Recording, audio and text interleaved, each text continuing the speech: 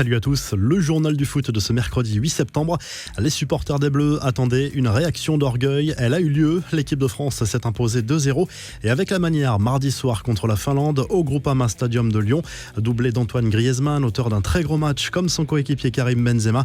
Le feeling technique entre les deux attaquants français est évident. On les a vus combiner à plusieurs reprises en une touche de balle. Théo Hernandez a lui aussi été convaincant pour sa première sélection. Griezmann qui a donc rejoint un certain Michel Platini au classement des meilleurs buteurs de l'histoire des Bleus avec 41 buts. Olivier Giroud est à 46. Thierry Henry est toujours le meilleur buteur de l'histoire tricolore avec 51 buts au compteur. Karim Benzema a lui savouré son retour à Lyon. En fin de match, l'attaquant madrilène est allé saluer les supporters qui lui ont réservé un formidable accueil tout au long de la rencontre. C'est magnifique, je m'y attendais. Lyon et moi, c'est une histoire d'amour. Merci aux supporters. C'est l'une de mes plus belles émotions, a confié Benzema au micro de TF1. Il a ensuite partagé cette émotion sur les réseaux sociaux. Merci pour ce moment. Merci pour votre confiance et merci pour la force que vous me donnez au quotidien. On lâche rien, a écrit le joueur sur Twitter.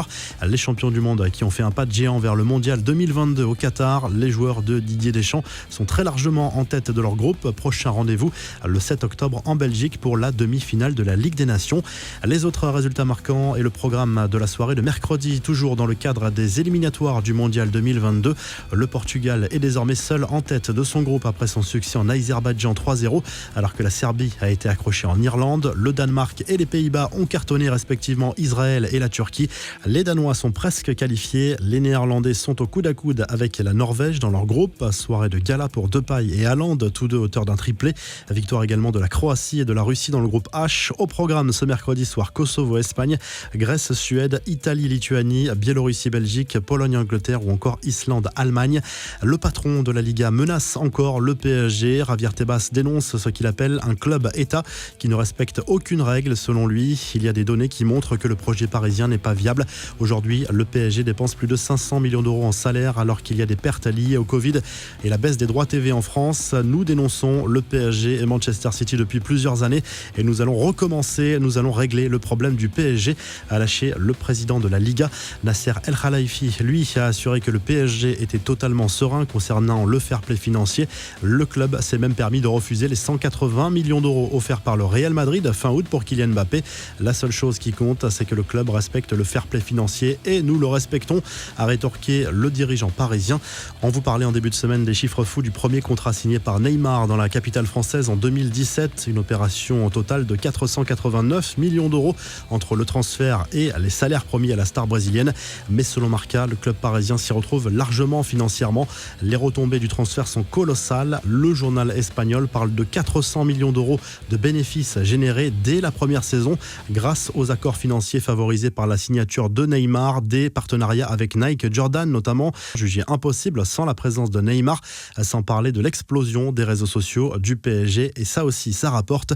Les infos, en bref, l'actu autour du PSG toujours, c'est aussi son infirmerie. Sergio Ramos est toujours indisponible. Le défenseur central espagnol, dont le retour à la compétition était envisagé après la trêve internationale, est toujours en phase de préparation physique selon le dernier bulletin médical du club. Kylian Mbappé et Presnel Kimpembe, touchés avec les Bleus, sont incertains contre Clermont. Ce sera sans doute sans Neymar et Messi qui rentreront un peu trop tard d'Amérique du Sud.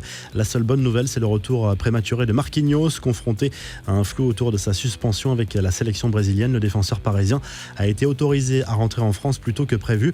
Les premières images de Cristiano Ronaldo au centre d'entraînement de Manchester United. Le club mancunien a publié quelques clichés du retour de CR7 libéré par la sélection portugaise. Ronaldo a longuement discuté avec son coach Ole Gunnar Solskjaer avant de s'entraîner avec ses nouveaux coéquipiers. La revue de presse, le journal de l'équipe revient bien sûr sur le succès de l'équipe de France contre la Finlande dans le cadre des éliminatoires du mondial 2022. Antoine Griezmann a refait le plein de confiance avant de retrouver ses coéquipiers de l'Atlético Madrid après son prêt en pleine trêve internationale dans les dernières heures du mercato. En Italie, Tuttosport se penche sur le match Italie-Lituanie, qualificatif pour la prochaine Coupe du Monde. Les Italiens doivent résoudre leurs problèmes offensifs du moment.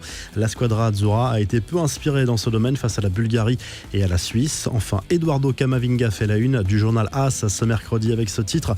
Le futur est ici. Le nouveau joueur du Real Madrid est arrivé dans la capitale espagnole après son transfert et son passage entre-temps chez les Espoirs. Le quotidien sportif évoque par ailleurs le déplacement de l'Espagne au Kosovo. Très belle journée et à très vite pour un nouveau journal du foot.